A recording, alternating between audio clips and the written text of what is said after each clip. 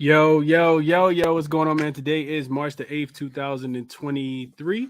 It's your boy Chris, and this is the ChrisBeCappinn NBA show. I'm live on Twitter. I'm also live on YouTube as well. As you guys enter, hit the like button for me if you guys can and don't mind. And let's get into the show. So, yesterday, I did not have the greatest day. 3-5 overall. We lost on the Knicks first quarter. The Knicks won the first half. That's my best bet of the day. They lost the first half. I'm sorry, they won the first half, lost the full game. Wizards, super, unmotivated spot. They shout out to Jay Nabi, kills my first quarter minus 3.5. So we lose the first quarter, we lose the first half. Wizards only end up winning the game by 2. And then I was also on the Mavs first quarter, first half. The Mavs won the first quarter by by margin, whatever we needed. I forgot what we needed. I think we had like a 2.5, and they covered that. And then the first half, they they blew a 14-point lead in the first half and let the Jazz tie the game up before halftime. So that, of course, didn't cash. Then the Lakers got us right at the end of the night. So overall, not the greatest day. 3-5 seemed like I've been fluctuating between really good days and really bad days. 13, 5, and 2 last week, 72%.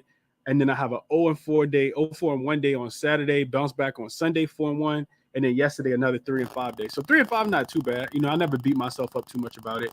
I go with what the information says, and that's just how we gonna rock, man. That's at least how I cap the games. Not a lot of, not a lot of emotion. And I understand it's gonna be ups and downs, ebbs and flows when we gambling. So, it is what it is, bro. But we gonna get to it today. Let's see. I don't. The other thing is when you have a bad day, you want to try to bounce back, but you're not always going to be able to bounce back. Some days you just going to have a bad day, and then you're not going to have a big card to be able to bounce back on the next day. So you take what you get, man, and you just kind of go with what you have. Tomorrow I think I like the slate a little bit more than today, but I definitely got some looks that I like today, so I want to share those with you guys. I got a couple looks that I like and a couple I haven't necessarily placed yet. But first game up, I talked about this game on the morning show, and it's crazy because the book's actually been sleeping in. And let me change the total real quick.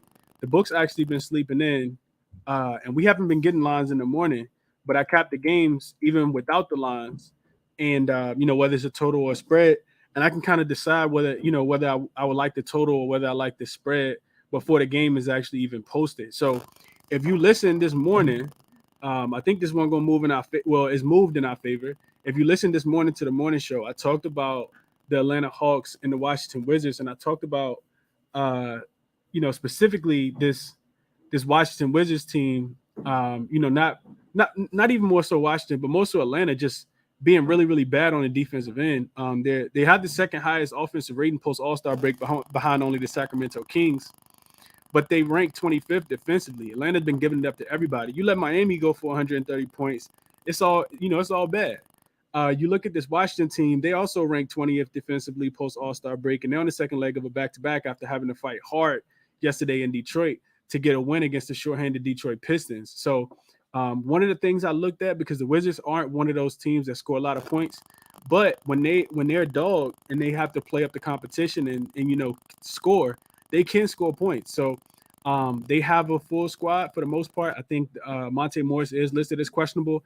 If he's in this game, I think the total may go up just a tad bit more because their offense is more efficient and they score more points when he's a part of the game. But I looked at the Wizards when they have Bill, Kuzma, and Porzingis in their home dogs. They are 3-1 to the over in a 4-game sample this year, going over by average of 4 points. So I talked about all this morning. And I talked about the over. It opened at 233.5. It's up to 237.5, depending on where where you're looking. I see a 238 on DraftKings as well. I think this game reaches about 240 points.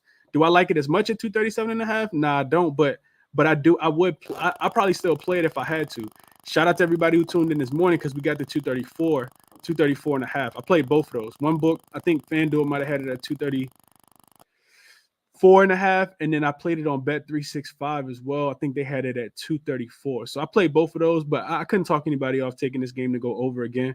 Wizards on the second leg of a back-to-back, so they'll probably in Atlanta, need a win. Atlanta lost both games over the weekend to the Miami Heat. So if they need a win, typically it means it's gonna play, offense because Atlanta's not looking to stop anybody. All they want to do is get out and score. So I like the game to go over. Did I play it at the current total? No, I didn't. If I'm looking at a side, the spread has kind of come down to in favor of Washington, and I would agree with that. I talked about it this morning. I'm not laying too many points with a road favorite. Like, you need them to actually go out there and play defense and cover. And Atlanta don't play enough defense. If I'm laying points with you on the road, then I need you to be able to play defense. Kind of like the Brooklyn game I talked about yesterday against Houston. I said Houston will probably get strapped up by Brooklyn because Brooklyn got guards that can, stay in front of KPJ and Jalen Green. And that's what we saw. We saw them win by margin yesterday. So do I feel like Atlanta can do the same thing? Nah. No matter if they jump out to a big lead or not, I just feel like Washington always going to be, they're going to have a fighter's chance just because Atlanta don't play no defense. So I don't like the spread now, it being at 2.5. But I would look towards, I think it's a winnable game for Washington, even on the second leg of a back-to-back. The thing that we got to remember is sometimes teams play down the competition. Kuzma talked about it in the post-game interview last night. He said, you can play down the competition a lot of times in the league. It becomes a trap game. And I think that's what we saw. So I think we saw a trap game yesterday. I think Washington plays up the competition today. But I didn't play the side. Didn't play the side at all. With the spread being 2.5, 3 points, the books are telling you it's a, kind of pick 'em type game, and you don't have to force anything. I also think Clint Capella double is in play. I haven't played it yet, but that's probably my favorite player prop in this game. I just watched what Wiseman did, and I watched what Marvin Bagley did yesterday against this team. And the Wizards are vulnerable, to bigs, especially aggressive bigs. They have Porzingis, but outside of Porzingis, who Porzingis can get dogged as well, and Daniel Gafford, he's an okay, rim protector, but you could still, hit a few moves on him and score as well. So to me, it kind of feels like they'll probably put those guys in the pick and roll, and Capella should get a couple lobs and be able to rebound the ball well. Also, probably an extremely fast-paced game. Atlanta likes to get out and run, so that's the way I'm looking. I'm looking towards Capella to be able to get a double-double. I think he has 4 straight double-doubles. But I see some people in the chat already talking about let's see, what y'all on? I'm not forcing today, Chris. Glad you talked a bit of sense into me this morning. Yeah, that's the other thing, man. I see. So Anthony and Matt Stoney said that earlier. Oh, yeah, Stoney, me and you was DMing back and forth early. Yeah, you don't got to force anything, man. We still got plenty of basketball left. I always tell y'all that, manage your units appropriately. Even if it's a day you don't like, you don't got to necessarily go too crazy. You could bet half units, you could bet quarter units. You don't got to, bet your whole bankroll on one day, especially if you don't like it, because typically that's when things go bad. So those are my thoughts on the game, man. That's how I kind of feel about the game. I feel like Capella should get a double-double, and I feel like the total, even at 237, should probably go up and over, given Atlanta lack of defense and their good offense, and Washington, I think, still being able to score the ball here. So that's the first game. Cleveland and Miami, I don't really want to touch on it too much. I do think that the game goes under. I know a lot of people probably don't like that. The total is at 215. Lot of support for the under. I didn't write everything down, but I'll tell you guys that the Miami Heat have only been home dogs twice this season. Both games they've actually went under. You look at this Cleveland team, they're coming off an overtime game against the Boston Celtics the other day at home. They typically go under after those games. You look at Cleveland on the road as a road favorite. Those games typically go under. And there's a lot of systems, just league-wide trends, not just this year, but, dating back, 5 years, 3 years, 2 years, that say that this game goes under the 215. We know that the Miami Heat are the biggest team in the NBA to go under. They played extremely fast pace. And I know they were scoring last game. Don't get it twisted. They were scoring the last 2 games. But you also got to remember the last 2 games at home, they were also playing against the Atlanta Hawks, who played no defense. They don't even want to play defense. So I think that this game goes under the 215.5. Did I bet it yet? No, I didn't. Also feel like Cleveland is a better team. I looked at Cleveland off a overtime game. In the next game, I think they are 6-1 straight up, 7-0 against the spread. So, I mean, I know that's not enough to just, blindly take them. But to me, this game does feel like Cleveland is the better team. If they come in here and lock up on defense, I think that they should be able to win this game. I also feel like Evan Mobley is in for a big game. He's really picked it up offensively, shooting the ball, I think, about 16, 17 times a game. So his double-double, his points plus rebounds, I think, is in play. And then on the opposite side, you look at this Miami Heat team. The team total for Miami today is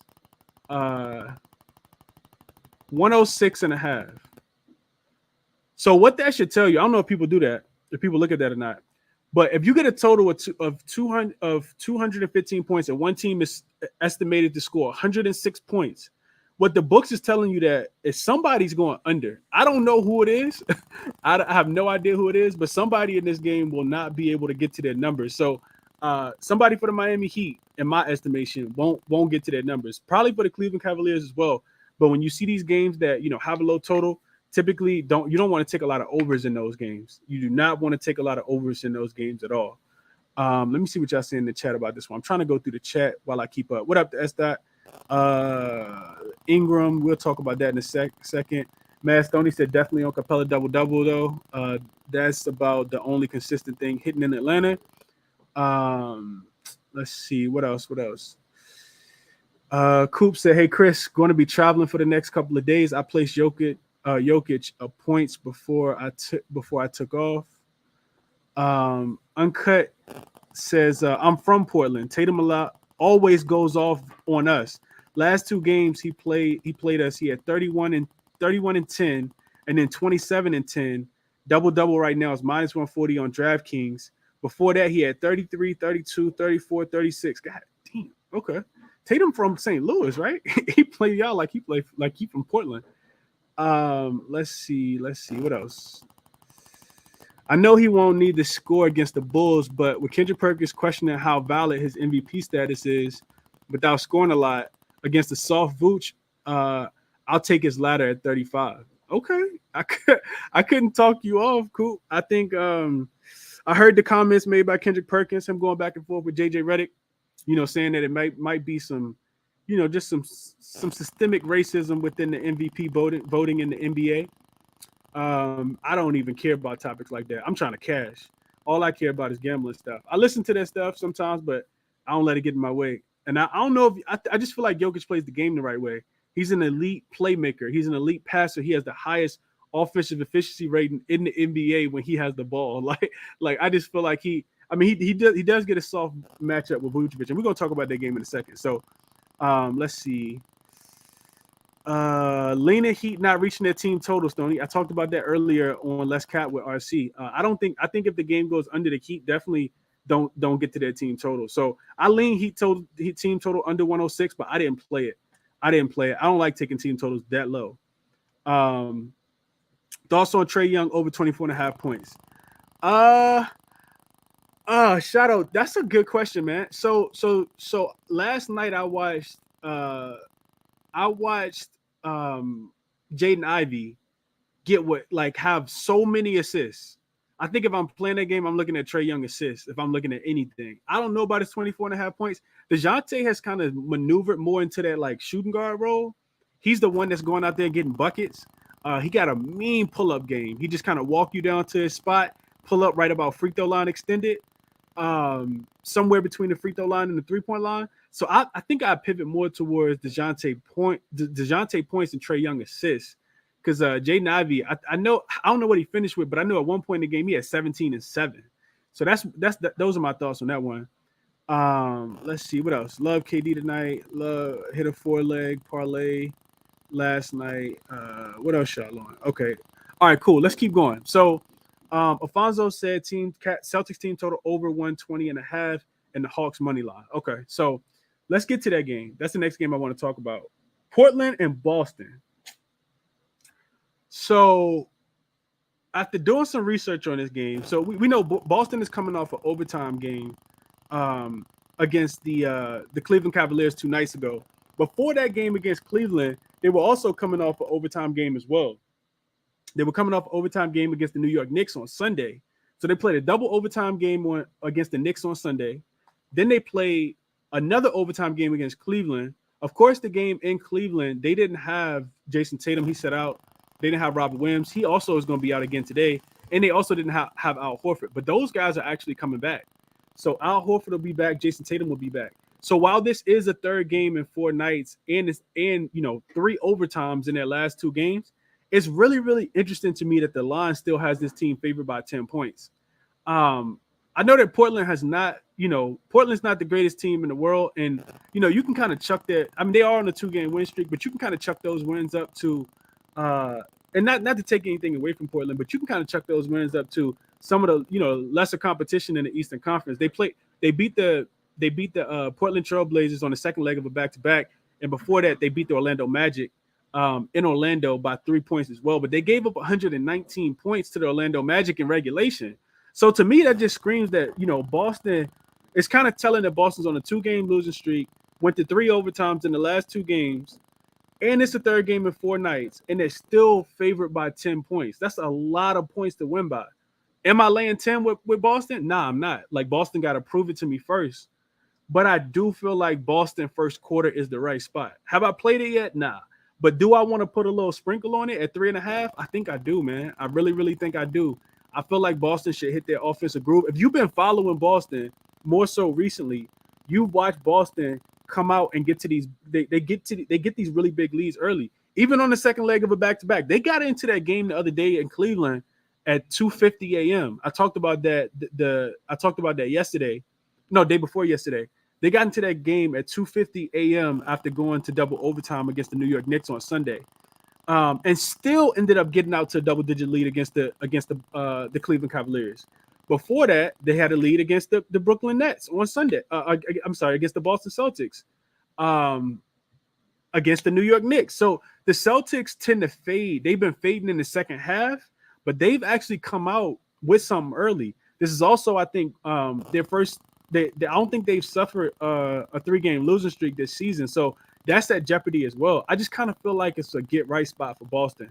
I know that on the Portland side, Nurkic is upgraded to questionable. He hasn't played in a while. So even if he does play, I expect him to be inefficient. I also think that they could just play him off the floor as well.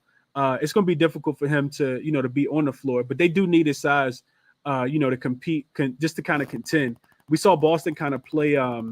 They played Jared Allen off the floor the other day. Jared Allen finished, I think, with like 2 points and 4 rebounds. Because when they go with that small lineup, not having Robert Williams, Al Horford already extends the floor. And then you bring a guy in like Grant Williams, and you let him run the 5, and then you got Tatum at the 4. So I don't know if they try to do that in this matchup, but even if Nurkic comes back, I don't expect him to have a full workload, and he does impact the total. But to me, this game kind of feels like it goes over the total. I think Boston scores. Their team total right now, Boston is somebody just said it in the chat. Who said it in the chat? Alfonso said it, I think. Boston team total is 120.5. They haven't been scoring 120 points recently. And you look at Portland team total, and I just kind of feel like the fatigue is going to set in here for the Boston Celtics, because they have, like I said, played in back-to-back games with overtime, and it's a 3rd game in 4 nights. Their team total is sitting at Portland team total is sitting at 1. Hold on, let me make sure I'm reading this right. 110.5. Yeah, 110.5. I feel like they should be able to get there. I feel like Boston should be able to get to their team total, and Portland should be able to get to their team total as well. I like the over, man. I didn't play it yet, but 231.5, 230. There's some 230s out there right now. The books don't really know what to do with this total. It opened at 232. It's come down to 231, but there's also some 230s out there, some 231.5. I see a 229 on Caesars. I would find the lowest total, and that's the one I would play.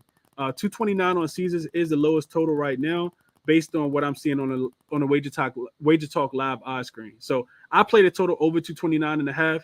I couldn't talk anybody off playing the first half over as well, just because, like I said, Boston has played their best basketball in the first half, and then they, kind of regressed in the second half. So, first half over, let's see. First half over is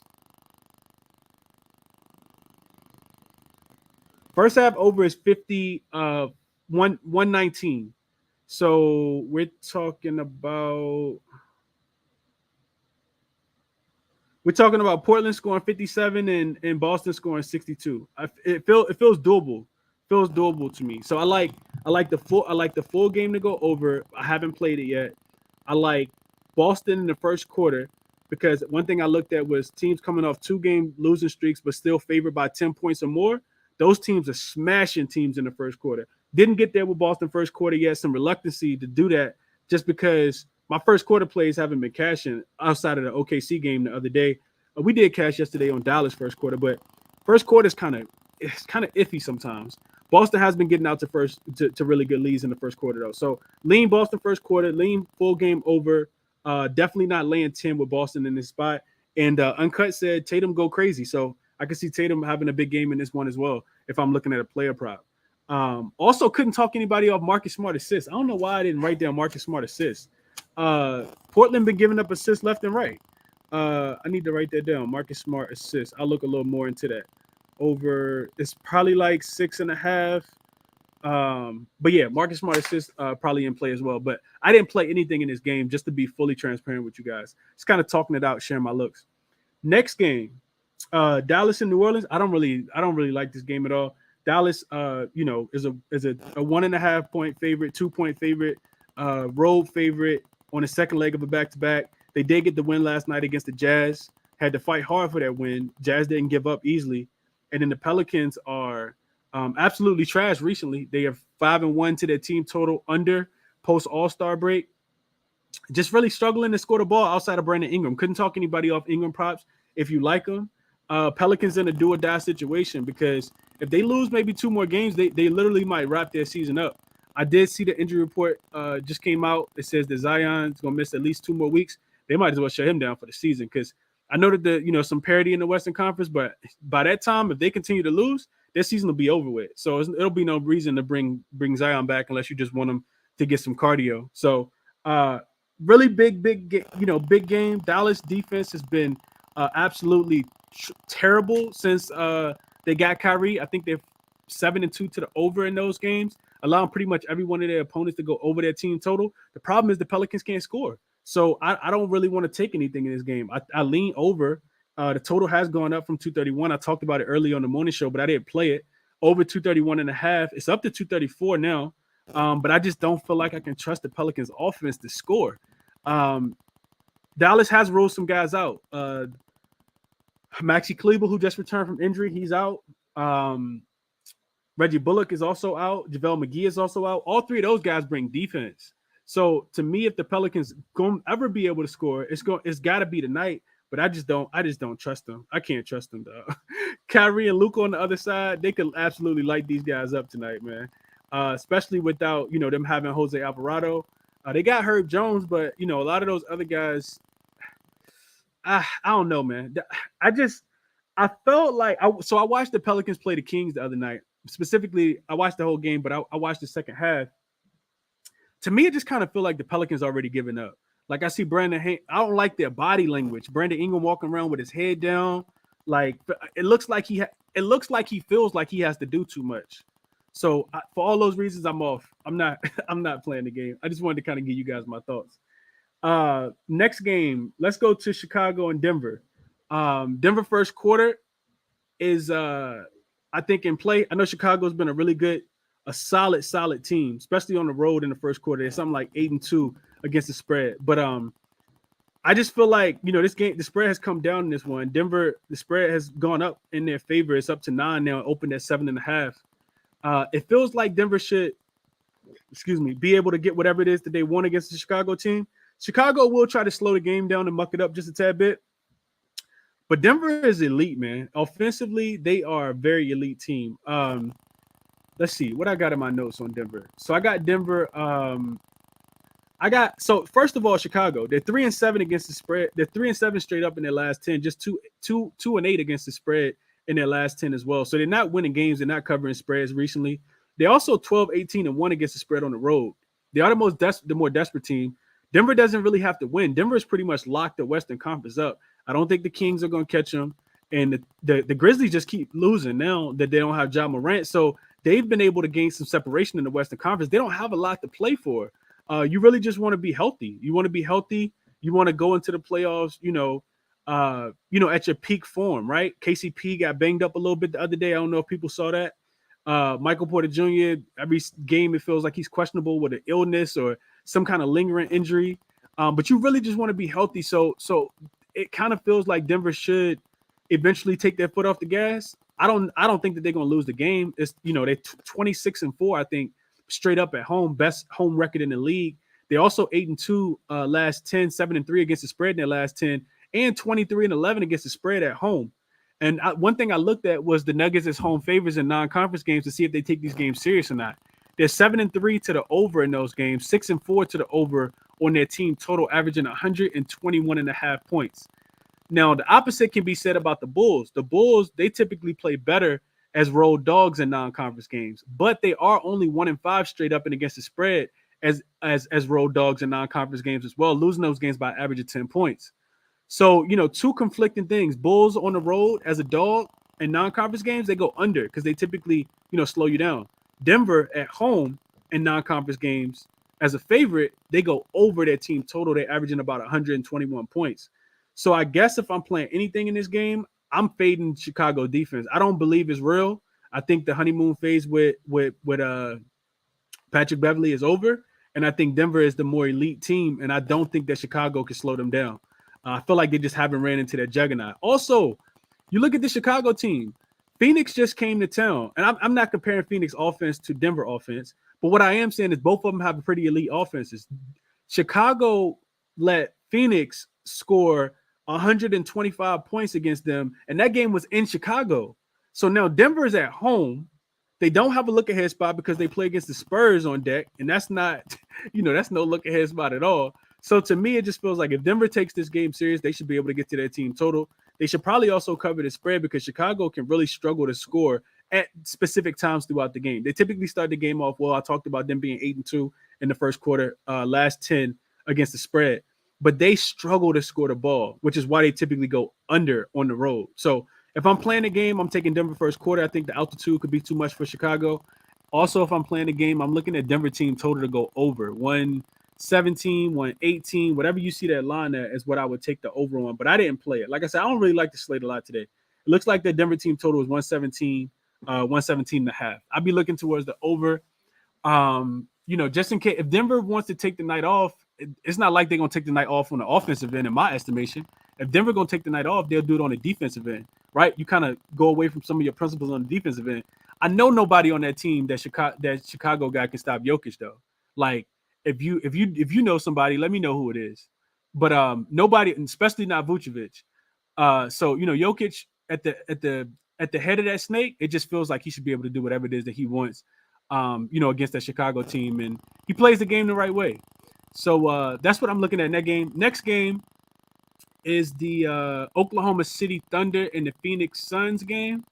I'm really, really close to putting this in. I haven't placed it yet, but and I talked about this yesterday. Shout out to everybody who I know a lot of people said that they were going to tell this play, but I wanted to look a little more into it. Still haven't put it in yet because the total hasn't moved yet, so I'm not in a rush to put it in. But OKC versus Phoenix. So spreading this one was at 9.5 yesterday. It shot up to 11. Now it's all the way up to 13.5, 13 on some books as well. The total hasn't really moved though. It actually came down. It's at 234.5 right now. SGA played yesterday and the Oklahoma City Thunder won against the Golden State Warriors, scored like 150 points. Golden State defense is really, really bad, but we're not going to talk about that specifically on the road. We're not going to talk about that. We're going to talk about OKC. So one of the things that made me reluctant to play the team total over for the Phoenix Suns in this game, which is sitting at 123.5, I want to say. 123.5. So you need 124 points. That's one of the highest team totals that we didn't see so far this season. And typically the only teams that have a team total that high is typically the Sacramento Kings. But excuse me. So what talked me off of this was I was looking at OKC. I'm like, man, they're not gonna have SGA in. So if they don't have SGA in, they probably won't be able to keep up with pace with the Phoenix Suns. And Phoenix might not need to score 123 points. Phoenix could win this game 117-102, cover the spread, and just not be able to get to the team total over. What I found though is that looking at the pace and the offensive efficiency of the Oklahoma City Thunder, both on the second leg of a back-to-back and without SGA, and both of those things combined and separate, this Phoenix Suns team, this Oklahoma City Thunder team can score, and they still run at about the same pace. I think it's like whatever it is, it's the same with SGA in and SGA out. These teams played with OKC, similar situation, coming off the second leg of a back-to-back, and they had to travel to Phoenix. This was right before the All-Star break. Of course, they didn't have KD at this time. This was right before the KD trade. and OKC got smacked up in that spot to Phoenix. Now you add KD in, I think it only gets worse, man. I like the total to go over. I think Phoenix can score 130 points in this game. I think they probably want to put something on, first of all, nobody on OKC can stop them. We just saw Steph Curry, Klay Thompson, Draymond, Jordan Poole, score 140 something points the other day. Phoenix does play at a slower pace, but they are so efficient on the offensive end since KD got there. They're 3-0 to their team total going over. They've already scored 123 points in a road game twice. They did it in Chicago, and they also did it against Dallas as well. So to me, it's I looked at OKC. In the second leg of a back-to-back, they're already giving up 122, 123 points in that spot. So for me, if I'm playing this game, I'm taking Phoenix team total to go over to 123.5. Also, couldn't talk anybody off the Phoenix first quarter team total. It's about right on spot. So KD has played 3 games since he's been with Phoenix. They're averaging 32.7 points per game. You look at the first quarter team total, it is 32.5. To me, it just feels like OKC controls the pace and Phoenix has to score because OKC continues to score.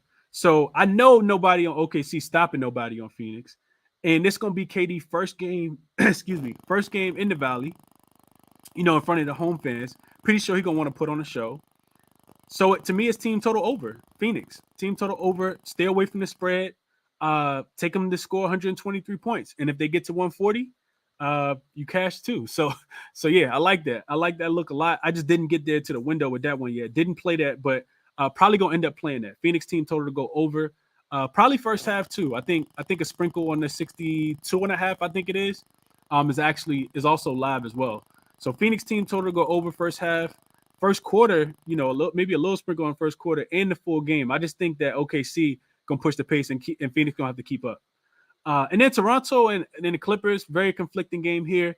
I'd only be able to look towards Toronto. I'm not backing the Clippers in any way, shape, or form, especially with their defensive rating since Russell Westbrook came over. They're also playing at an extremely fast pace. Toronto plays at a pretty slow pace. So another game where it's conflicting styles and conflicting trends. I think if I'm playing this game, I'm looking at Toronto team total to go over, and that's the only way I would play it.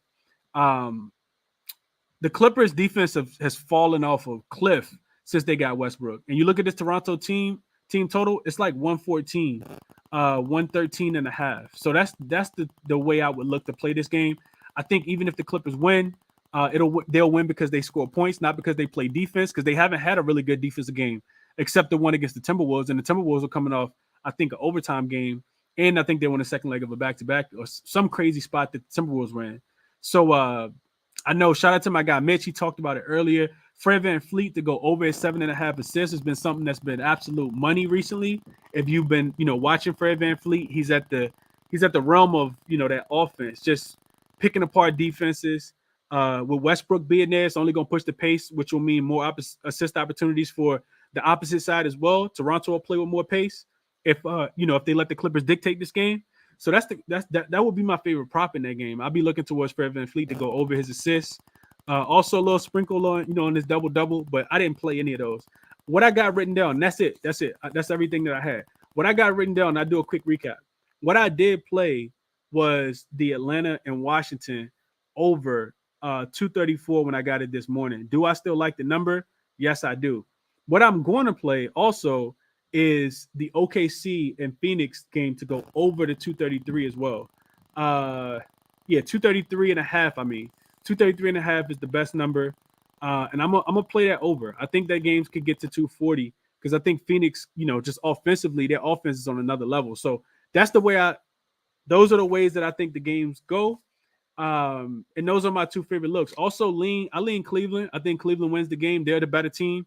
Miami got 2 straight wins, but it was against a team that didn't play any defense. Cleveland will come in here and play defense, and it's a revenge game because Cleveland did already lose to Miami in Cleveland about 2-3 weeks ago. So, like Cleveland, didn't bet them. Like the under 215.5, but didn't bet it. Portland and Boston, lean Boston first quarter, minus the 3.5. Also lean that full game to go over the 220. Well, Caesars had a 229. It's come up to 230. But lean that to go over the 230. Dallas and New Orleans, I'm going to just sit back and watch that game. OKC and Phoenix.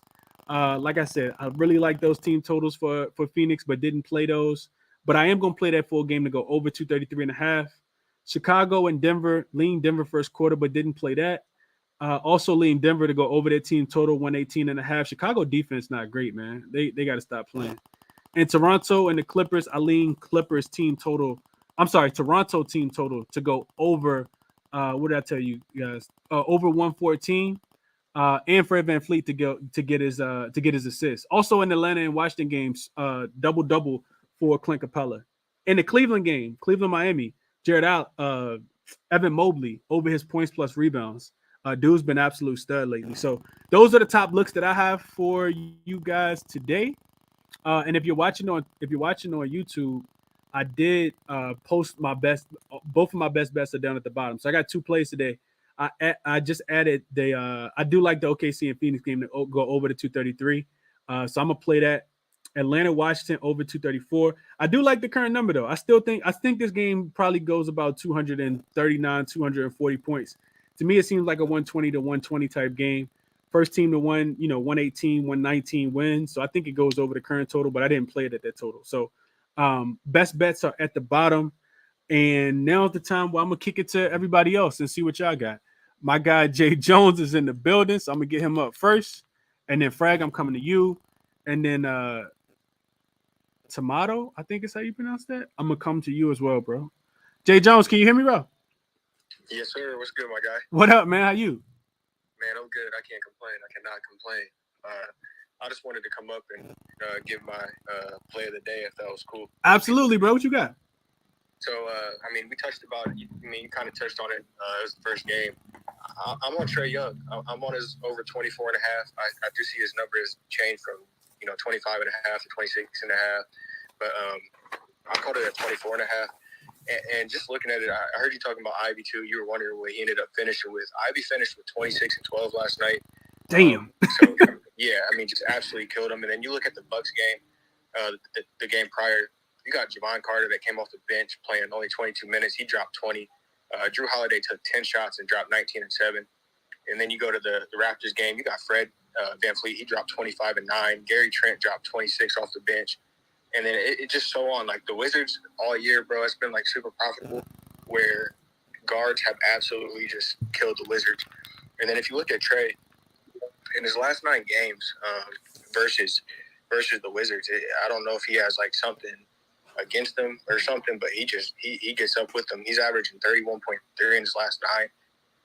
31, 30, 25, 26, 15, 33, 36, 41, 45. So he absolutely loves playing the Wizards. And like you said, they're coming off back-to-back losses to the Miami Heat. You got the Wizards that just went, neck and neck with the Detroit Pistons last night and won off a buzzer beater, flying from Detroit to Washington.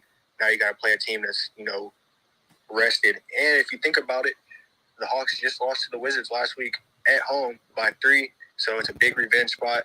I think Trae goes absolutely off tonight. Especially after playing that Miami defense that he always struggles against. I know he dropped 25 last game, but he didn't really pick that up until the fourth quarter. And the game prior, he only dropped 8 points against them. So I think Trae Young's gonna have his way tonight. Like I said last week, he just dropped 31 against them. I don't really see much changing tonight. I think he's gonna have Morris on him, so I think he's gonna cook Morris. So I was just wanted to give out my play. Okay, the analysis is spot on, Jay Jones. It's spot on, bro. I could not talk you off Trae Young. I just like the spot that they're in. You said revenge game, that check. You said opposing team on a road home back to back, check. Like it's checking the boxes for me. And then you mentioned, I don't know what it is. Like you said, he just go crazy against him. So I couldn't talk you off of that. Trae Young over 24.5. Pretty sure Jay Jones would endorse it over 25.5 as well. If you guys want to tell that one, sounds really solid. Anthony giving you some love in the chat. He said Trae's stats sound solid. Jay Jones, appreciate you sharing that look, bro. Let me kick it to Fred. Best of luck to you too, Jay. Not a problem. Thanks for having me up, man. Absolutely, bro. Absolutely, anytime. Let me kick it to Fred real quick, and then I'm gonna get to my guy Dream. What up, Fred? Yo, Chris, how you doing, bro? I'm good, man. How you? Good, man. I can't call it, man. So I got a couple plays here. First, I'm going Clint Capella. It's 21.5 points, rebounds. I got it at minus 135. I just think it's a good spot for him. Gaffer's not really a good rebounding big. And ever since Quinn Snyder's been the coach, uptaking minutes for Clint Capella, that's always been the issue. He don't really get the minutes with Nate as the coach. So with Quinn, I like that. Next play is going to be Brandon Ingram. It's going to be 25 and a half. I caught it last night. I just think it's a good spot for Brandon Ingram as far as I watched what KD did to these guys, and he's kind of like a KD archetype. Obviously, he's not as good as KD or as efficient as KD, but their games are similar to him. You know what I mean? Like, he replicates his game after KD. So I think against the Mavericks, the defense is just, I mean, they're not really playing that much defense. And it's a big, Pelicans are, they're reeling bad. I don't know what they're doing. I don't know if they're trying to make it or not, or they're just kind of they're playing hard. I've been watching them, but it's just, they're just missing Zion, and they're, Nance being out, these other side guys. They're getting hit with the injury bug pretty hard. So, I'm marking with that. And then my last play is going to be Van Fleet. I had snagged his, points assist, though. I just can't ignore. I seen Tyus Jones. I know Tyus Jones is good and all, but the Clippers, they had him looking like. He just was looking like an elite point guard against them. Which he's good, but I just can't ignore it. I just like how Van Fleet's playing. And the good thing about Raptors props is Nurse. He's gonna run his guys to the floor. This is 40 minutes. You know what I mean? You don't got to worry about. You don't got to worry about getting, yanked a couple minutes you lose here and there with, these other coaches or, weird rotations with some coaches now. They're kind of, they got to win. They're, in the playing game or whatever. So, it's 27 and a half points assists for him. Those are my 3 plays. Okay. 20, you said 24? 7.5. 27. Over 27 and a half points plus assists for Mr. Fred Van Fleet. Okay. I couldn't talk you off of that, Fred. I like his assists. So, points plus assists, especially with, like Westbrook is just going to be out there, taking gambles. That's what he do on defense and being in bad positions, so couldn't talk you off, man. I love Westbrook to death, but his defense ain't it. His defense is not it. Appreciate you, Fred. Hope you catch the looks, bro. Can I just get something off real quick? Yeah. Go ahead. What you got? I know, you're a grown dude and shit.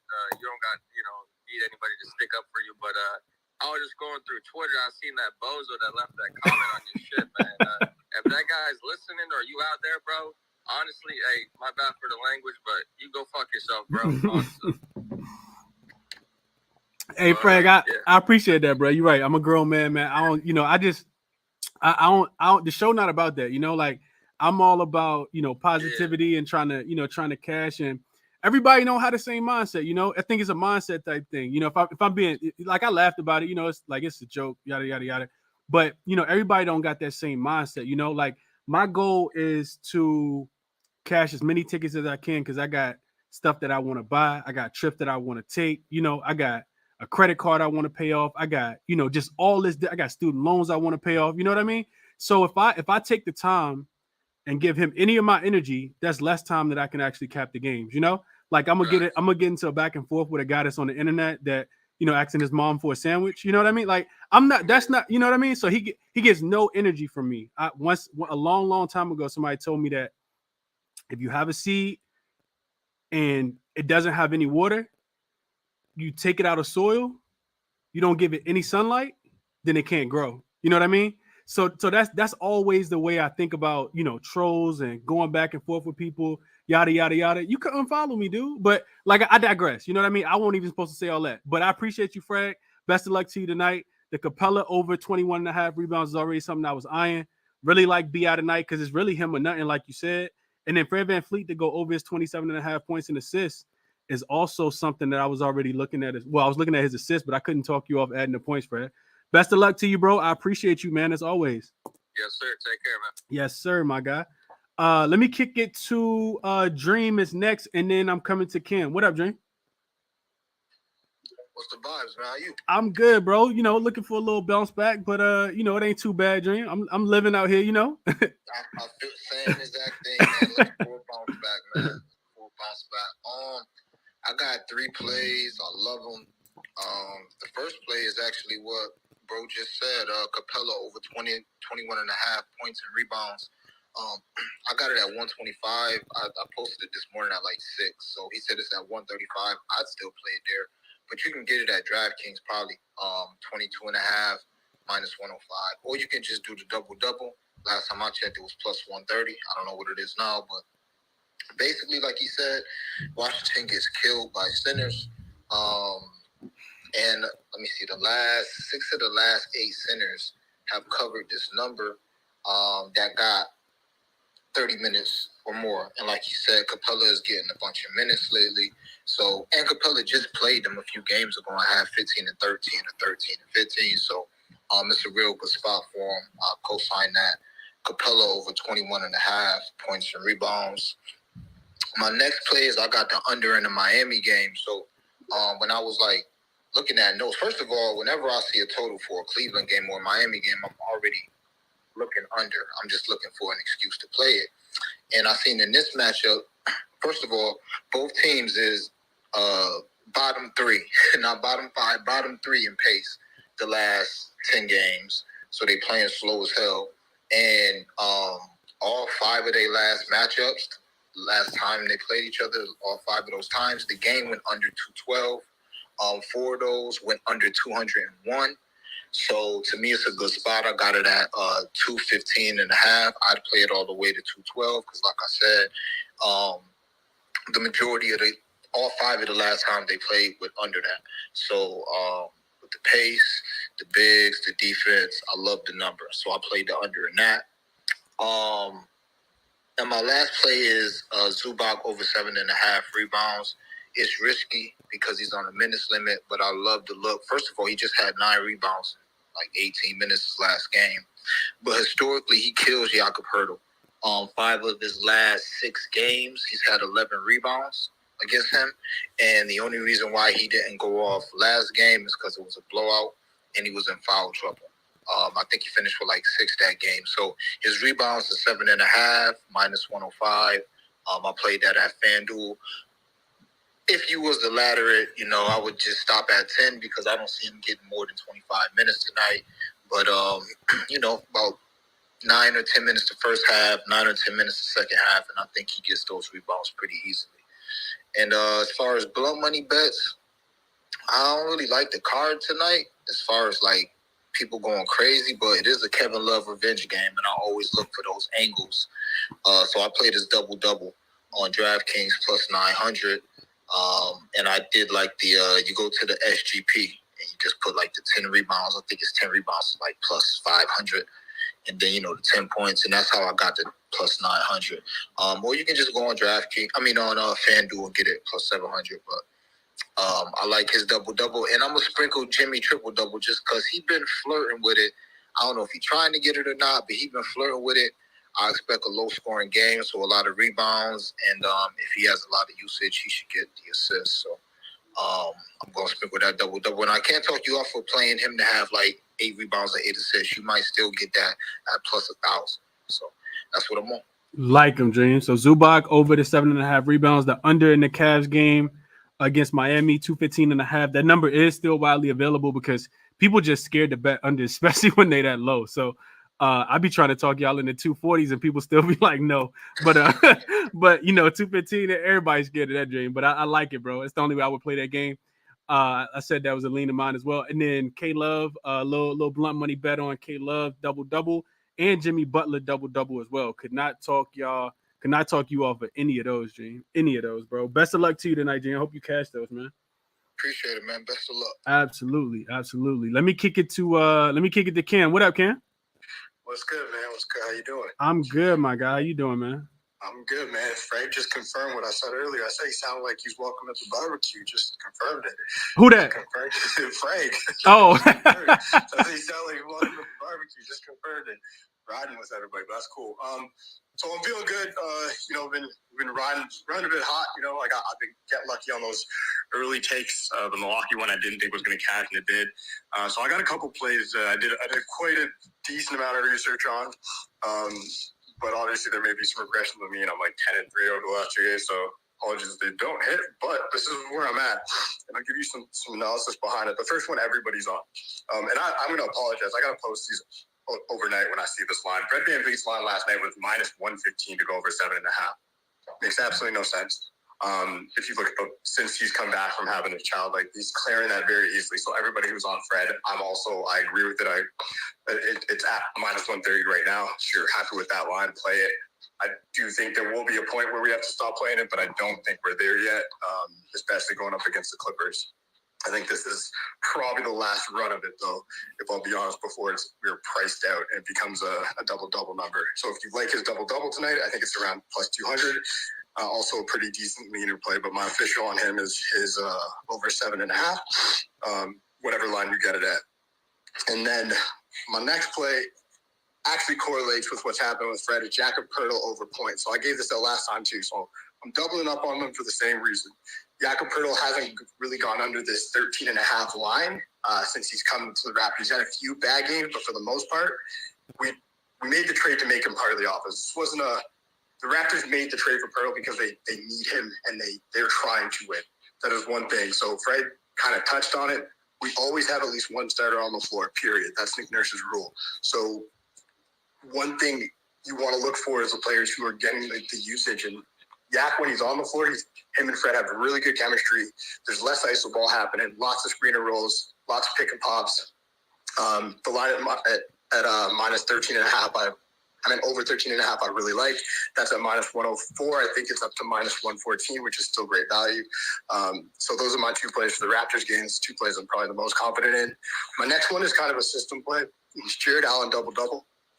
So when I play double-doubles, I kind of I go through like all the different odds, and I see, all right, what odds make sense for this? Like for me, a lot of the times I don't like playing double-doubles that are close to even because it's basically a parlay. Jared Allen right now, I think you can still get it at close to +150. I got a +165. He's 46% on the season on his double-doubles. I know a lot of people like to look at, what's he been doing? Double-doubles is really hard to do that with. It's real hard because if you didn't watch the last game to understand why he only got 5 and 6, it doesn't make sense. But he was played off the floor because they went small. Miami's not going to do that. They don't really have the personnel to play small and play him off the floor. So Bam's going to be out there. And last time we went up against Bam, he put up 14 and 11. I do think it'll be a bounce-back game. I do think that we'll get him more involved in the offense, even though Mobley's been having a good time out there. I think, Jared, this is a really good spot. And at that +165 number is great value. Very strong value. Next play is Brad Beal over 24.5. He's cooking right now. I like finding these guys sometimes when you can. He's gone over his prop the last 4 or 5 games. He cooked the Atlanta team for 37 last time they met. That's at -105. So I'm just riding the Beal train again tonight. So that's where I'm at with that. And then this last play, this is an interesting one. So when you look at DeJounte Murray's numbers, you probably think like he's averaging about 10 rebounds and assists. I got it at evens last night at over 10.5. So basically him to get 11 rebounds and assists combined. I like this play because I have a feeling this game is going to be a hard fought game. I have a feeling both these teams kind of need the win. And it's more of a feeling play, so you don't have to play this. There's not a lot of statistical analysis on this other than I just feel like a player who's involved in the game as much as DeJounte Murray. We know Trey's going to get a lot of shots up. DeJounte Murray's probably going to get a lot of those assists. You don't need a lot to go right for this to hit. And at evens, it's really good value. Typically, this line is around over 12.5, over 13.5. But because he hasn't hit it for a bit, it's dropped down. So I'm jumping on it now. So that's DeJounte Murray, 10.5 rebounds and assists at evens. And those are my 5 plays. Okay. Cam, I think the Jakob Poeltl one, I know you're a Raptor guy, so I know you know what you're talking about with him. Jared Allen double-double is sneaky. I don't think I heard anybody talk about that. Like you said, he's been played off the floor, and it kind of makes sense in a low-scoring game. You know what I mean? Like somebody gonna go over that rebound prop when you get a game that only has anticipated 215 points, and people think about taking the under in that spot. So it should leave a lot of looks for Jared Allen. I really like that. Like you said, it's not like a lot of statistics to back it, but especially with him being played off the floor. But I'm with you. I don't think he gets played off the floor in this game. Primetime bounce back spot. I'm pretty sure he's gonna want to prove his worth, especially in this game on the road after losing to this team in the last game. So I like that look a lot. Also on Bill, 24.5 points. And the DeJounte one is a lot of overs, a lot of things probably gonna go over in that Wizards game against Atlanta. At least I hope so, because I took the over. So I couldn't talk you off DeJounte to go over the 10.5 rebounds plus assists combo, Cam. Yeah, and it's kind of like some of them are system plays. You get to a point where we're always trying to look for the same thing happening over and over, and then that doesn't happen. So I was trying to just pick in that game, especially because you're right. So many things are going to go over. I was like, what do I like the most? And that was it. And then the last thing before I'll let you go is keep an eye out. I'm probably going to play the Raptors line live, the total. Like last time we talked about it. Essentially, the 229 line, I don't like for over or under. But if the game starts getting out of hand and it starts hitting a 230, 235, something really hot, 233, 235 number, I'll probably hit the under. And if I don't, that means what I'm seeing in the game is that the Raptors are playing that fast-paced game. I have a feeling that the Raptors may not do that tonight. I could be wrong. If they decide to slow it down at any point, both teams are going to go dead for a bit because the Raptors always have spells where they just cannot score, but they make sure the other team can't either. And then that's where if you catch it under 235, you're golden. If the line drops to like a 228 or something because they're both cold early, I will play it over based on how the game's going. So I'll play that live. So if you just want, again, I'm not telling watch my page or whatever, but I'll play it live and put it out for the people. But that's it for me. Okay. Hey, best of luck, Cam. I like the looks, bro. I like the looks. Real quick before I want to get to Josh, Monotone, and Vaughn. Those are gonna be the last three, then I'm getting off here. But I do want to share. I forgot. Not Tyler Hero DM me earlier, and he was talking about Cam Reddish. And I'm gonna just read you guys what he shared because I thought it was pretty interesting. If anybody was thinking about playing Cam Reddish, I haven't heard him mention yet, and I told him I was gonna make sure I get this out on the show. So he DM'd me saying, been running Cam Reddish ever since the trade. He's 7 for 8 on his props. Mainly the 1.5 threes is just too low. A look I was looking at today was his assists at over 2.5 at plus 145. He's averaging 3 since the trade and had 8 last game. Was reading some stuff earlier, saw that they want to try to start running their offense through him now that he's more comfortable. I like all his lines and I like all his lines. All his line are he messed this up and are still too low. Over 4.5 rebounds plus assists. I'm not sure if that's the line, but if so, that's a low line. Is another look that cashes 70% since the trade without Simons. I'll be on everything again tonight. And then he sent me a screenshot of the quote, and it looks like I think this might have been it's from BlazersEdge.com. And what Anthony Simons said was Lillard said was this is the quote about Cam Reddish. He says he gives us especially with Ant.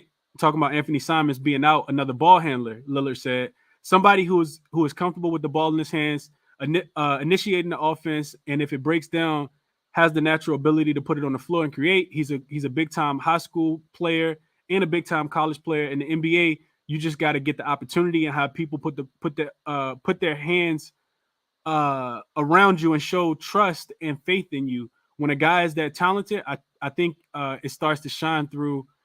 when they get comfortable and they get the support and opportunity. So that's a really nice quote to, if you're thinking about, potentially playing Cam Reddish, because it does seem like he's picked it up just a tad bit. I know that Simons was listed as questionable. I saw that Nurkic got ruled in. Let me see. What else did we get from Underdog real quick? Let me just make sure I got everything. Nurkic got ruled in 15 minutes ago. And we're still waiting for Kevin Love got ruled in as well. He's available. I know Dream talked about his double-double. So yeah, I don't think Simons got ruled. I could be tripping, but I felt like he was listed as question. Let me check real quick. No, he's ruled out. My fault. So Simons is ruled out. So if you like Cam Reddish, that was some support to play him. Let me kick it to Vaughn and then Monotone and then Josh, and we're gonna get up out of here. What up, Vaughn? Yo, what's good, bro? How you, man? I'm good, bro. Looking to get it back, man. I went 9-2 Sunday. Then I went 0 for 4 Monday. Yesterday was like a 50-50 day. I was with you on that Mavs first quarter and first half, and I checked first half, man. Second quarter I think they had scored 17 to Utah 6. I go get in the shower thinking that shit a cash. I get out, I see it's tied at half. That's what blew me. Yeah, you and me both, bro. Trust me, I'm watching them just not come down to score and not score at all. I also watch Rudy Gay go back in time, and Rudy Gay hit 2 threes in the first quarter, bro. I'm like, with the black mask on, I'm like, bro, man, I don't want to talk about it, man. I don't want to talk about I knew it was something because when I got up this morning and got to work, the first tweet I seen was a Rudy Gay tweet, so I knew what kind of night that turned out to be. But yeah, man, I got a few plays today, man. What you got? Evan Mobley. Okay. I played, so if you want to play his points and rebounds or his double-double or whatever, Evan Mobley been playing his ass off since the All-Star break. If you look at his lines, he has 25 and 17, 16 and 11, 12 and 13, 18 and 9, 31 and 9, 23 and he's really been playing pretty good. So I went on FanDuel and I played his line at 14 points and I played 8 rebounds as well. And I got that at -108. With Evan Mobley, he kind of reminds me of Triple J, where he can be a bit inconsistent at times, even though he's been playing good as of late. So I just like whenever I play somebody like him, I like to water his lines down a little bit. 14 points, 8 rebounds, definitely attainable against Miami, who struggle, and they don't really have a power forward. So I like that line tonight. Let's see. I played Trae Young assists at 9.5. A couple people that talked about Trae points. It seems like when Trae played the Wizards, he kind of can do what he want to do. He can score 35 if he wants to. He can get 16 assists if he wants to. And after watching Ivy last night out there looking like Magic Johnson, I'm rolling with Trae assists. Magic Ivy last night, bro. If you want to take his points, I understand it. I just like the assist more. It's just the field play. So those are a couple of plays. I played the Nuggets, so I sprinkled on the first quarter. I played the first half as well. I got the first half at -4.5. I was on that one a little early. It's just a field play. It's not a lot of statistics backing this one up, to be totally honest with you guys. The Bulls are playing at a slow pace, so I didn't want to go with their points. And the Bulls played at a slow pace in the first quarter and first half, so I just sprinkled on. I just think they come back and bounce back after playing bad against the Raptors, and it's their second game at home tonight. So I like the Nuggets first half at -5. If you want to take the first quarter, I'm with you on that. The Bulls have been playing pretty good in the first quarter, though, so that was the reason it's just a sprinkle on the first quarter. I laddered the Evan Mobley play up to a double-double. I tweeted, I sent you the double-double about Capella when you was on the show earlier. Got that at plus 115. And I got a lean towards New Orleans first quarter. That's one of my rules. One of my rules is any team that's been at home for more than 5 games in a row, you always go against them on that first game that they got on the road. So it's a lane against New Orleans, but it's hard to play New Orleans. So that's why it's a lane. I probably won't get there. I got a couple parlays, just some bankroll builders. So I'll say this and then I'll tweet it out. But it's Jason Tatum, 25 points, Jaylen Brown, 20 points, and Jason Tatum with 5 rebounds. And that's at -140. I'll tweet that one out. And then the second one is Kevin Durant and Devin Booker, 15 points. DeAndre Ayton, 8 rebounds. Chris Paul, 8 assists. And that was -125. Again, another bankroll builder. And I'm going to get there with something with Boston, whether it be first quarter points, first half points, total game. I'll get there somewhere with Boston. All these are in my Discord. If y'all guys want to join, it's free. I don't charge nothing. And I tweet and I send out everything I play. I don't get a chance to tweet out everything I play, but everything I play is typically in my Discord. And I like Brandon Ingram rebounds and assists at minus, I think is 10.5, averaging 12 rebound chances, 12 assist chances. I don't want to say it wrong. I'm sorry.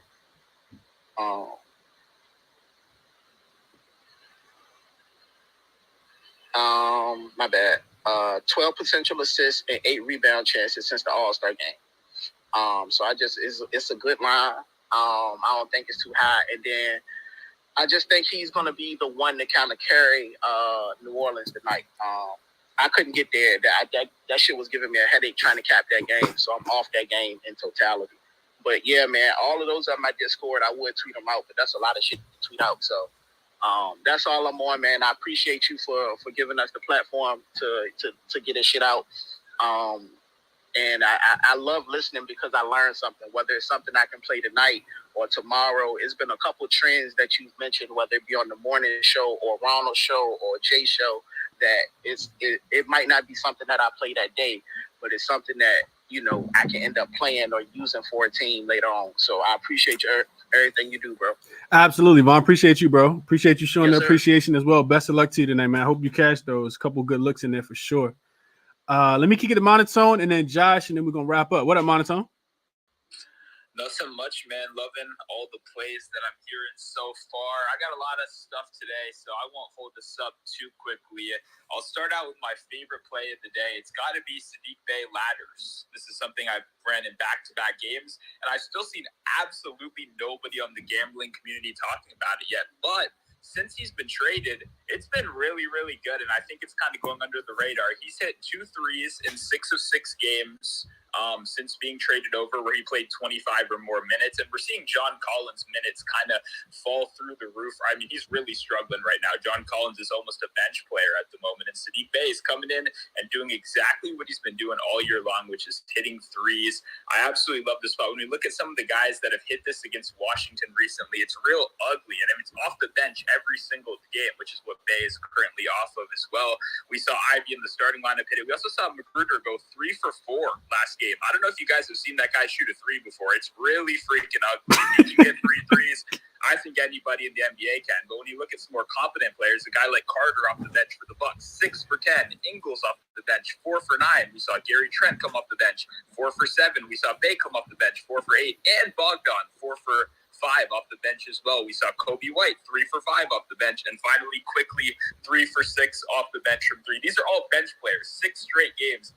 Absolutely crushing Washington from 3. That second unit can't handle it. And guess what? Monty Morris is now joining that second unit. I don't know if you guys know Monty Morris's game that well.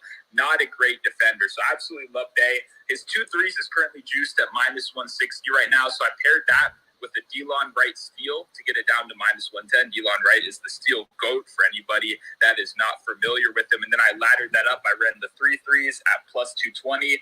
And the 4 threes at plus 650. I think he's going to cash this one again. He had 4 versus Washington just a couple games ago, and I don't expect John Collins to be out there that much. So I love Bey in this matchup. I think it's a smash spot. I also gave out this morning Russell Westbrook over 3.5 turnovers and Jamal Murray under 21.5 points. I gave out both those on my show this morning. Love Russ turnovers, hit in 5 of 6 games with the Clippers, and now gets the absolute beautiful turnover matchup, the Raptors, who lead the league in not only steals but also deflections created. That's a terrible matchup. Russ is turning the ball over 5 times a game, no matter who he goes against. And now he gets a team full of 6'9" lengthy guys. They're going to rotate on every screen. It's going to be a disaster. If he plays 25 minutes, he might turn the ball over 6 or 7 times. Unfortunately, they don't let us ladder that, but if they did, I would definitely be playing it. As for Jamal Murray, goes into a brutal guard matchup right here against that Caruso-Beverly defense. That's really the only good part of the Bulls defense right now. We've seen every single guard except Halliburton struggle in that matchup. Halliburton had some kind of, Twitter beef going against Beverly where I guess he felt the need to ball out. But when we look before, they held Bradley Beal to 18. They had Fred VanVleet to 3 points. They held Chris Paul to 11 points. They held every single guy they faced since that Beverly trade under. So I think it's going to be a Jokic day. I think it's going to be a Michael Porter Jr. day. So a rare under for me, but I'm going Jamal Murray under 21.5. Also, love that Reddish call that you just made on the show earlier. I gave out Capella 14. We do a long shot every day. I gave out Capella 14 rebounds as my long shot. He gave out Cam Reddish 20-plus points. So everything you said earlier, I completely agree with, and I think that's a great angle. I finally have a collab with NBA Props today. We ran Porzingis over 1.5 blocks. Plus 120, I think that's great value. We all know Capella and Okongwu bring that size. You need to match it in the paint, and he's hit this in 5 of his last 6 games against Capella coming in. It's just one of those spots where, Capella's obviously he's gonna be only in the paint. I don't like blocks against stretch bigs, but Capella and Okongwu can really only shoot in the restricted area. So I think that should create a lot of block opportunities right here. And then I just did play Kevin Love. A quick little ladder, nothing too big, but on his threes, because, it's a little bit of a revenge game. He was a Cav for so long. We obviously know all those great memories, and he cashed it for me last game. So I've got a little bit of, money in the account left for Kevin Love. So I'll run through that real quick. I just did Porzingis over 1.5 blocks, Jamal Murray under 21.5 points, Russell Westbrook over 3.5 turnovers. That's plus money still on MGM at plus 105. And then finally, Sadiq Bey 2 threes, Delon Wright 1 steal, and then I laddered up those Sadiq Bey threes. Damn, that sounds like a lot of money gonna be in your account tomorrow, Monotone. I like the looks, bro.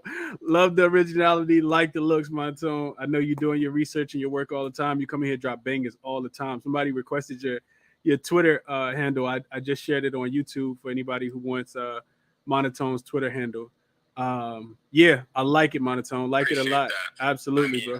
You absolutely know I love coming in here, dropping plays as much as possible. I wish I could have been in here yesterday to warn you that the Wizards are absolutely god-awful and you should never bet them as favorites. I apologize that I wasn't here to tell you that. But yeah, no, I'm live Monday, Wednesday, Friday, giving out free props. And then, hey, I'm just on Twitter every other day. So I appreciate that, man. And yeah, I'll always be here. I like it, Monotone. Appreciate that, man. Listening to you, Monotone, just now, kind of run through those props reminded me a lot of like how the old spaces used to be before I got into like just the sides and the totals. Like when I used to have so many prop plays all the time, that just kind of reminded me of that. But I like it, Monotone. You're gonna have me getting back on my prop stuff, man. I might have to get back into the prop game a little bit more. I've been like kind of low on the props, but yeah, I like it. I like it a lot. Let me kick it to Dream real quick, and then I'm coming to Josh to wrap us up. What up, Dream? Yo, real quick, bro. Monotone was speaking my language. I literally just put in a parlay. I put it on my page, but 3 threes from Kevin Love and 3 threes from Sadiq Bey pays like plus 1,000. So yeah, I like Kevin Love and Sadiq too, there. but yeah, I just want to say that. Okay, so K Love 3 threes and Sadiq 3 threes. If you guys want to look for a little blunt money bet from Dream today, and a collab with Monotone, Dream Monotone collab. I like it. I like it a lot. Josh, take us home, Josh. What's up? How you doing today? I'm doing good. Hope you're well. Hope everyone's well. Fuck that guy earlier who was giving you trouble. We're gonna waste some more time on that. Can I get some? I'm gonna throw what I have, but I want to understand this whole Fred VanVleet thing. Is the Clippers weak against point guards with assists? What's the deal with this? Yeah, I think he just been eating. Go ahead, Cam. Go ahead, Cam. I see you on Kimo. So since we traded for Jakob, Fred has not gone under that line. A lot of people don't. I mean, people maybe don't know if you don't follow the Raptors. Like Jakob and Fred VanVleet were part of the best bench we've ever had. Basically, what helped us win a championship.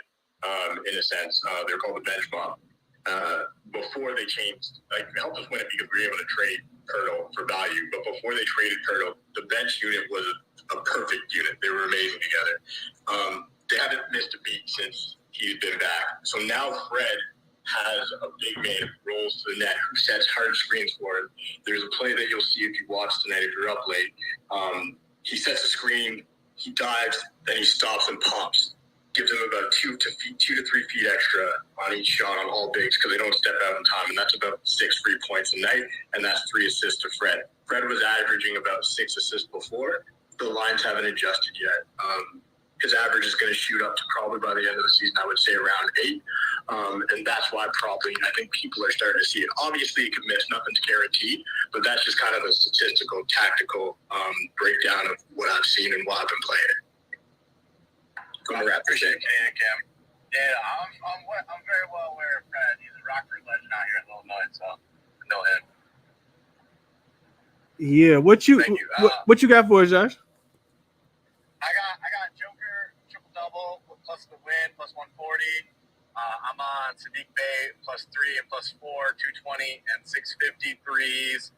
I'm on a parlay here. Tim Hardaway, Jamal Murray, and Gary Trent all have threes. That's plus 2,000 right there. And then also love Kevin Love. And then I laddered Tim Hardaway threes all the way to 5 plus 440. Oh, okay. He been cashing that too. Okay, and I like that, Josh. Real quick, say it one more time, Josh, because I think you went through it a little fast. Oh yeah, because I'm driving right now. So I'm on Tim Hardaway all the way to 5 threes. That's 440. Kevin Love plus 3 threes, 320. I did Tim Hardaway plus 4, Jamal Murray plus 4, Gary Trent plus 3 threes. That gets you plus 2,000. And then Sadiq Bey all the way to plus 4 threes, plus 650. Sadiq, okay, so a lot of threes, Josh, liking today from some guys that's really getting a lot of volume. I like those looks as well, Josh. Like those looks as well. Best of luck, Josh. Appreciate you sharing these. Jimmy Butler train. Get off and stop it. No, who said Jimmy? Nobody said Jimmy, did they? I heard Jimmy's name. Oh, I don't know. Don't do that, that's my guy, Josh. That's my prop spirit. Oh yeah, you said that, Jerry. You said it's double. I wrote it down. I said sprinkle the triple double and sprinkle the 8 rebounds and 8 assists. Josh, look at his game log, big dog. He hasn't hit it yet. But he got that's why I said that 8 and 8.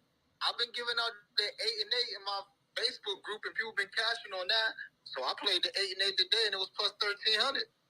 Ooh, I like it. You do the 8 and 8. But the triple double is just every time I see people talking about it, like, Josh. Saw me out, Josh.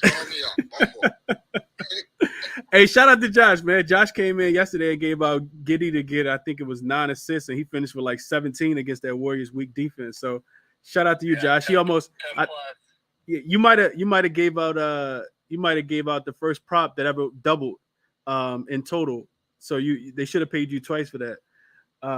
Yeah, shout out to Josh. Shout out to Josh. But yeah, I think overall we got some really good looks, man. Definitely a lot more prop looks than I was looking at. I love the people talking about DeJounte today, people talking about Trae Young, his assists, especially with the Wizards on the second leg of a back-to-back tonight. Road home back-to-back at that as well. Everybody sounding like they're liking Fred VanVleet. Hopefully he doesn't fleece everybody. Because like Canadian Cam said, he has went over his assists in every game post All-Star. And I actually just looked it up. He actually went over the game before the All-Star break as well. So, Fred VanVleet's been balling. Couldn't talk anybody off his assists again today, especially with the Clippers playing at such a fast pace since Westbrook has gotten there. So, really, really sharp looks, shared earlier today. Like I said, my best bets are on the bottom of the screen. Only 2 for me today. I played that Wizards and the Hawks game to go over the 234.5. I still like it up to the number right now. It feels like a 240-ish type game for me. And then the OKC and the Phoenix game, I did jump on that one as well at the 233.5. I see points in this game, even without, SGA on the second leg of a back-to-back. OKC is the youngest team in the NBA. They typically play with pace, whether SGA is in or not. And I think, Suns can just score, man. They probably got the, one of the top 3 best offenses in the league, even though they can play defense as well. I think that they can score today. So I like them over as well. I also mentioned a couple things that I didn't play. Boston and Portland to go over the 230 number. Didn't play that. The Cavs minus the 2. I think that they win, and I think that game goes under. Denver first quarter. Shout out to my guy RC. I see him in the chat. We talked about that one earlier. Didn't play that one yet either. And then as far as props, one more. And the Toronto team total to go over 114.5, just because the Clippers been giving it up left and right no matter who they've been playing against. So I like that number as well. As far as prop wise, the ones that I kind of mentioned in the beginning, Clint Capella double-double, I think is in play. Evan Mobley points plus rebounds. I know a couple people was talking about him. Brandon Ingram is not a bad bet no matter what happens today, just because he's the only guy that can score for that team right now. And they're in a desperation spot at home. And they're, have the rest advantage against a Mavs team that's really struggled. And that'll be without one of their best perimeter defenders in Reggie Bullock after Dorian Finney-Smith has been traded away. And then I know a lot of people didn't talk about this one, but Marcus Smart to go over his 6.5 assists as well. I think that's absolutely in play today. Portland been giving up assists left and right. I didn't play that one yet either, and it's a lot to like, man. I encourage you guys just to, find a couple that you really, really love and, take those ones. Don't go too crazy. Don't play all of the looks that you hear people say. Just play the ones that you already kind of leaning towards and, that you really, really like based on the analysis that you heard. But tomorrow we got, I think it's 6 games tomorrow. Already start looking at the card for tomorrow. So I'll be back in the morning as always, Monday through Friday, 7 a.m. for Cashed It with Chris. Best of luck to you guys today on all your action until tomorrow morning. I'll see you guys later. Best of luck tonight.